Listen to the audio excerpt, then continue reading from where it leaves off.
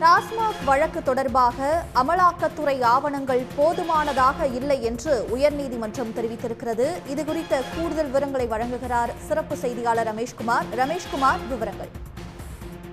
டாஸ்மாக்ல 1000 கோடி ரூபாய் முறைகேடு நடந்ததாக திரைப்பட தயாரிப்பாளர் ஆகாஷ் பாஸ்கரன், தொழிலதிபர் விக்ரம் ரவீந்திரன் ஆகியோர் வீடுகள் மற்றும் அலுவலகங்களில் அமலாக்கத்துறையினர் சோதனை நடத்தினார்கள். இந்த சோதனையுடைய முடிவில் விக்ரம் ரவீந்திரன் வீடுகள் மற்றும் அலுவலகத்துக்கு சீல் வைக்கப்பட்டது. இந்நிலையில தான் அந்த அமலாக்கத்துறையினுடைய நடவடிக்கைக்கு எதிராக ஆகாஷ் பாஸ்கரன் மற்றும் விக்ரம் ரவீந்திரன் ஆகியோர் சென்னை உயர்நீதிமன்றத்தில் தனித்தனியே வழக்குகளை தொடர்ந்திருந்தார்கள். அதுல இந்த அமலாக்கத்துறை நடவடிக்கை தடை விதிக்க வேண்டும் என்றும் வீட்டுக்கு வைத்த அந்த சீலை அகற்ற வேண்டும் என்று கோரிக்கை வைத்திருந்தனர்.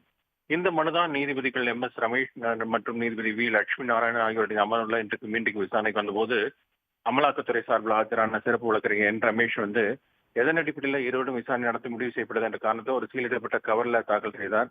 அதை ஆய்வு செய்த நீதிபதிகள் இதில் உள்ள தகவல்கள் ஒரு அறிக்கையாக உள்ளதை தவிர போதுமானதில்லை.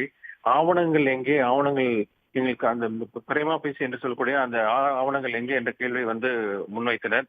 இதனையடுத்து வீட்டை சீல் வைக்க அமலாக்கத்துறைக்கு அதிகாரம் உள்ளதா என்ற கேள்வியை முன்வைத்தனர். எப்படி சீல் வைக்கப்பட்டது என்ற நீதிபதிகள் அடுக்கடுக்கான கேள்விகளை வைத்தனர். இதற்கு பதிலளித்த அமலாக்கத்துறை வழக்கறிஞர் வீடு சீல் வைக்கப்படவில்லை என்றும் தங்களை தொடர்பு கொள்ளாமல் கதவை திறக்க வேண்டும் என்று நோட்டீஸ் மட்டுமே தான் ஒட்டப்பட்டதாக என்று அதிரடியாக பதிலளித்தார். அப்போது குறுக்கிட்ட நீதிபதிகள் அப்படி என்றால் அதற்கு என்ன அர்த்தம் என கேள்வி எழுப்பிய நீதிபதிகள் தன்னுடைய வீட்டுக்கு செல்ல அவர் அமலாக்கத்துறை அனுமதி பெற வேண்டுமா என அவர்கள் நீதிபதிகள் கேள்வி எழுப்பினர். இதற்கு பதிலளித்த அமலாக்கத்துறை வழக்கறிஞர் அந்த நோட்டீஸை அகற்றி விடுவதாக கூறினார்கள்.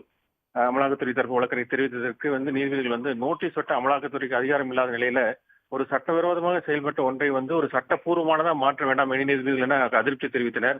மேலும் ஆகாஷ் பாஸ்கரன் சார்பில் ஆஜரான மூத்த வழக்கறிஞர் விஜயநாராயணன் 2014 முதல் 2021 ஆண்டு வரை முறைகேடு நடந்ததாக கூறி பார் உரிமையாளர்கள் விற்பனையாளர்களுக்கு எதிராக பதிவு செய்யப்பட்ட வழக்குல ஆகாஷ் பாஸ்கரன் வீட்டில் சோதனை நடத்தப்பட்டதாகவும் முறைகேடு நடந்ததாக கூறப்படும் காலத்துல ஆகாஷ் பாஸ்கரன் பள்ளிக்கு சென்று கொண்டிருந்ததாகவும் அவர் தெரிவித்தனர்.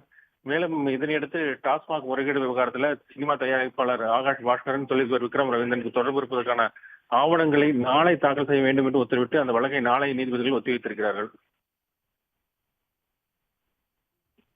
ரமேஷ்குமார், உடனுக்குடன் செய்திகளை தெரிந்து கொள்ள சன் நியூஸ் பெல் ஐகானை கிளிக் பண்ணுங்க.